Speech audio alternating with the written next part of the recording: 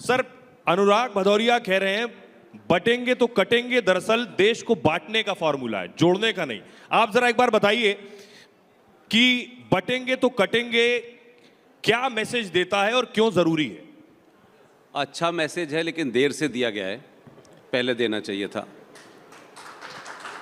इस देश में सच बोलने वालों को लोग हेट मॉन्गर कहने लगे हैं और झूठ बोलने वाले लोग जो हैं वो इंटेलेक्चुअल कहलाने लगे हैं।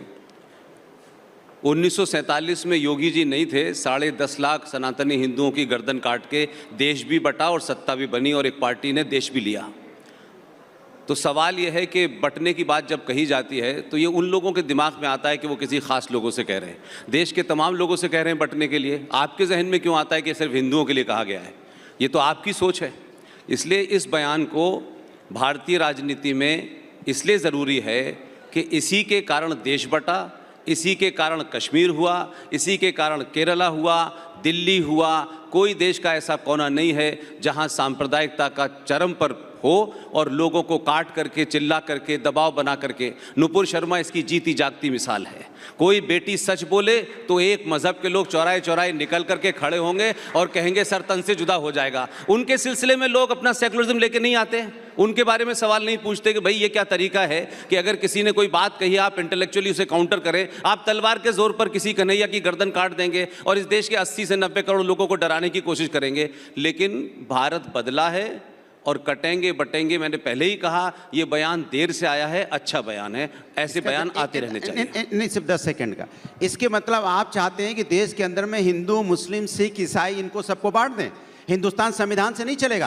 हिंदुस्तान किससे चलना चाहता है? सुन लीजिए, आपकी बात का जवाब देते हैं। हमने कहा धर्म के नाम पे, आपके मन में चोर था। मैंने कहा धर्म के नाम पे राजनीति नहीं होनी चाहिए। राजनीति में धर्म की बात होनी चाहिए। आप हिंदू मुस्लिम क्यों करने लगे? मैं बता रहा हूं, मतलब आपके मन में चोर है। आप नहीं सुनिए, आप 1947 की बात करते तो 1942 में आप कहां थे? जब देश आजादी का आंदोलन हो रहा था तब आप कहां थे? भदौरिया जी आपने पार्टिसिपेशन क्यों नहीं किया? बताइए। आप तब नहीं बताएंगे, आप तब नहीं बताएंगे क्योंकि आपको राजनीति सूट करती है। आप समाज के अंदर में नफरत की राजनीति करते हैं, नफरत की राजनीति करके आप सत्ता पाना चाहते हैं। यही आपका मकसद है। आपका मकसद जोड़ने का नहीं है, तोड़ने का मकसद है आपका। और ये आप नहीं समझ रहे हैं आप समाज के अंदर क्या बोके जा रहे हैं। आपकी हमारी भदौरिया जी, आप समाज को क्या देके जा रहे हैं? भदौरिया जी सुनिए, 10 सेकंड पुष्पेंद्र जी, फिर मैं दूसरे के एक बात टीवी डिबेट के लिए काफी है भदौरिया साहब। नहीं, आप नफरत की बात बोले तो मैंने आपको टोका। मैंने आपको नहीं, आप एक बार विकास का नाम नहीं ले पाए, एक बार बेरोजगारी का नाम नहीं ले पाए। हिंदू, मुस्लिम, सिख, ईसाई सब बेरोजगार हैं या नहीं? अरे आप करें ना इस काम के लिए, मैं तो नहीं पॉलिटिक्स में हूँ भाई। फिर इस्लाम में आ गए, फिर आप। मैंने इस्लाम का नाम ही नहीं लिया, तो फिर क्या कह रहे हैं आप ही को लग रहा है ना इस्लाम में तो नाम नहीं लिया। आप ही बोला हिंदू। भाई आपसे बहस करने नहीं आया हूँ, इनके फंक्शन में आया हूँ। आप टेलीविजन में नफरत की बात नहीं, आप मुझे मत बताइए क्या नफरत है। Don't tell me what is नफरत। काटने बांटने की बात, हम सब हिंदुस्तानी हैं, आप नहीं हम सब एक हैं। आप नहीं है, मैं बोलता हूँ आप नहीं है। मैंने आपको नहीं मानता, कब दे रहा हूँ? नहीं मानता आपको मैं। आप दिन भर टेलीविजन पे बकचोद करते हैं। कोई मतलब भदौरिया जी, आप बोलिए हिंदुस्तानी है, बोलिए आप। रिपब्लिक टेलीविजन के भदौरिया जी हो गया।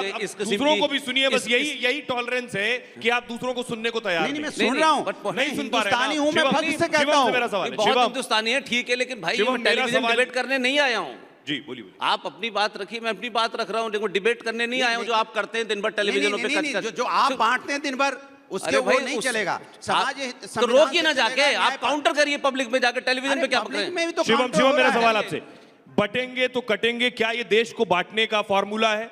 अगर मैं इसको इस तरह से 47 में ये नारा था, फिर 47 में चले गए। 47 में नारा था। 2014 के बाद की बात क्यों नहीं होगी? 47 में क्यों भाग रहे हो आप? फिर 1942 की बात कीजिए। आप कराना चाहिए कराएं, मैं डिबेट में नहीं आया। नहीं, अपनी बात 47 को भाग रहे हैं। देश को पीछे क्यों ले जाना चाहते हैं? नहीं, पीछे क्यों ले जा रहे हैं देश को? आगे ले जाइए। सवाल आपसे शिवम, मेरा सवाल आपसे, शिवम मेरा सवाल आपसे, जब आप कहते हैं ये तो ठीक नहीं है। जब आप कहते हैं शिवम कि बटोगे तो कटोगे, इसी हरियाणा में जब आप जाट और नॉन जाट करते हैं तब आप क्या बांट नहीं रहे होते?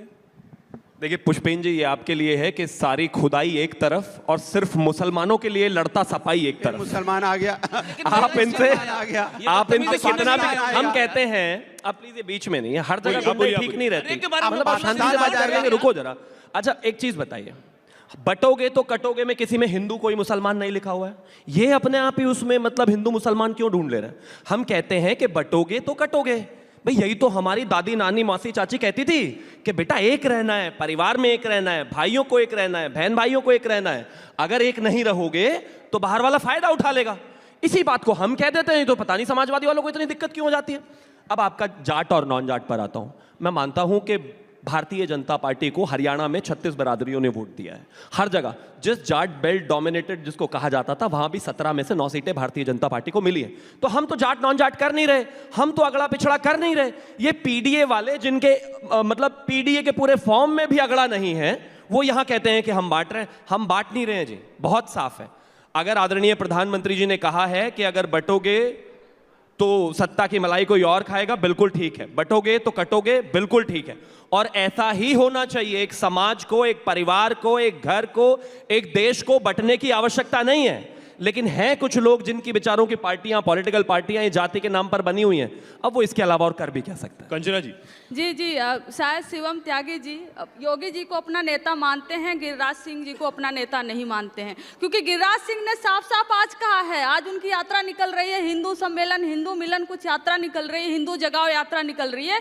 उसमें साफ साफ उन्होंने कहा है कि बटोगे तो कटोगे मत। हिंदुओं के लिए मैसेज है कि हिंदुओं बटो नहीं। तो इसमें भी क्या बुराई है? आप शायद एक को अपना नेता मानते हैं, एक को नहीं मानते हैं। लेकिन आज हम जो घटनाएं देख रहे हैं, चाहे वो अभी चल रहा बहराइच का केस देख लें, उसमें जो हत्या हो रही है, जो मर्डर हो रहा है पुलिस के द्वारा, नॉर्मल लोगों के द्वारा, ये जो हत्या मर्डर हो रही है, हमें दिख रहा है ये अपराध एक नॉर्मल चलते फिरते हुए लोग कर रहे हैं। उनके अंदर ये चीज भरा हुआ है। लेकिन प्रेरित कहाँ से होते हैं? प्रेरित होते हैं गिरिराज सिंह जैसे लोगों से, योगी आदित्यनाथ जैसे लोगों से, जो यानी आप कह रही सरफराज ने राम गोपाल मिश्रा पर गोली चलाई, ये गिरिराज सिंह से प्रेरित था? देखिए मैं नहीं गलत है। मैं कह रही हूँ मर्डर, इसलिए मैंने बोला कि मर्डर था वो, और किसी भी तरह मर्डर कौन वाला? आप तो एनकाउंटर को भी मर्डर कहते हैं। अखिलेश यादव उस पर सवाल उठा रहे हैं एनकाउंटर पर। मर्डर है वो, पुलिस द्वारा मर्डर है। आप कोई ना रूल एनकाउंटर मर्डर है आप कह रही हैं? कानून है, वो जो पुलिस वालों ने किया वो मर्डर है। सही सवाल है। अगर इनकाउंटर इस देश का सोल्यूशन होता तो आज उत्तर प्रदेश को स्वर्ग हो जाना चाहिए था, क्योंकि सबसे ज्यादा इनकाउंटर वहां हुए। एक के बाद एक इनकाउंटर हो रहा है, फिर भी हत्याएं हो रही है, फिर भी दंगा हो रहा है। क्यों इनकाउंटर सोल्यूशन नहीं है? आप सोल्यूशन की तरफ बात करिए। सवाल फिर आपसे है, सवाल आपसे कि आपकी पार्टी का कोई सदस्य रामगोपाल मिश्रा के घर नहीं गया। अखिलेश यादव ने रामगोपाल मिश्रा की मौत पर कुछ नहीं कहा, लेकिन सरफराज के एनकाउंटर पर जब अखिलेश यादव सवाल उठाते हैं तो बीजेपी सवाल पूछती है कि आपको एक तरफा दर्द क्यों होता है। इस पे बीजेपी के सवाल का क्या जवाब देंगे? देखिए कमाल की बात है, समाज के अंदर में क्या माहौल चल रहा है। एक सरकार उत्तर प्रदेश में भारतीय जनता पार्टी की है। जब भारतीय जनता पार्टी की सरकार है तो पुलिस क्या कर रही थी, एलयू क्या कर रहा था, एलआईयू डिपार्टमेंट क्या कर रहा था, इंटेलिजेंस डिपार्टमेंट क्या कर रहा था, पुलिस प्रशासन क्या कर रहा था। भाई आपने रेकी क्यों नहीं की? आपको पता है कि वहां से जुलूस निकलेगा, कोई अप्रिय घटना हो सकती है, तो आपने क्यों नहीं वैसे व्यवस्थाएं की? आपने पहले आपकी पुलिस की कमजोरी की वजह से, पुलिस की नाकामी की वजह से आज हमारे बीच में रामगोपाल मिश्रा नहीं है। इसकी जिम्मेदार कोई होगा तो प्रशासन को नहीं दिया जाएगा, एक बात। दूसरी बात, जब वहां पे इस तरह की घटना हुई, पहले तो इस तरह की घटना हुई, अगर पुलिस प्रशासन वहां मौजूद होता, 6 महीने पहले उसकी शादी हुई थी, मात्र 6 महीना पहले, और वो 21-22 साल का बच्चा है। वो ऐसा कौन व्यक्ति था जिसने उसको भड़काया, जिसने उसको उत्तेजित किया, उकसाया, जिसकी वजह से वो वहां छत पे चढ़ा? यह जिम्मेदारी भी किसी की होनी चाहिए। और जिन्होंने मारा उन्हें भी, उनके साथ भी कोई ऐसा नहीं कि बहुत ज्यादा उनके अंदर हम उनके सपोर्ट में, जो किसी को कोई छत पे चढ़ जाएगा, कोई मार देगा, ये भी किसी को अधिकार नहीं है कि कोई किसी पे गोली मार देगा। तो लेकिन तो फिर योगी के इंसाफ पर क्या कहेंगे? बात सुनो ना, योगी के इंसाफ पर क्या कहेंगे? योगी ने इंसाफ क्या किया? वहां पे दंगा करा दिया भाई। इधर रामगोपाल, यहाँ पे रामगोपाल मिश्रा जी की मौत हुई, उधर यहाँ बेगुनाहों के घर जले, किसी का ट्रैक्टर जल गया, किसी का घर जल गया, किसी की बैलगाड़ी जल गई, और आपको मजाक समझ में आ रहा है कि योगी ने क्या किया? योगी की सरकार में वहां दंगा हो गया, लोगों के घर उजड़ गए। एनकाउंटर सही था या गलत था? सुनिए मजेदार बात, आप सुनिए, जब आप वहां पे गोली चली, जब गोली चली तो पुलिस अगर होती तो उसी समय पकड़ लिया जाता आरोपी। उस समय आरोपी को क्यों नहीं पकड़ा गया? मेरा सवाल सीधा सा है, उसी समय आरोपी को पकड़ना चाहिए। जवाब दे रहे हैं।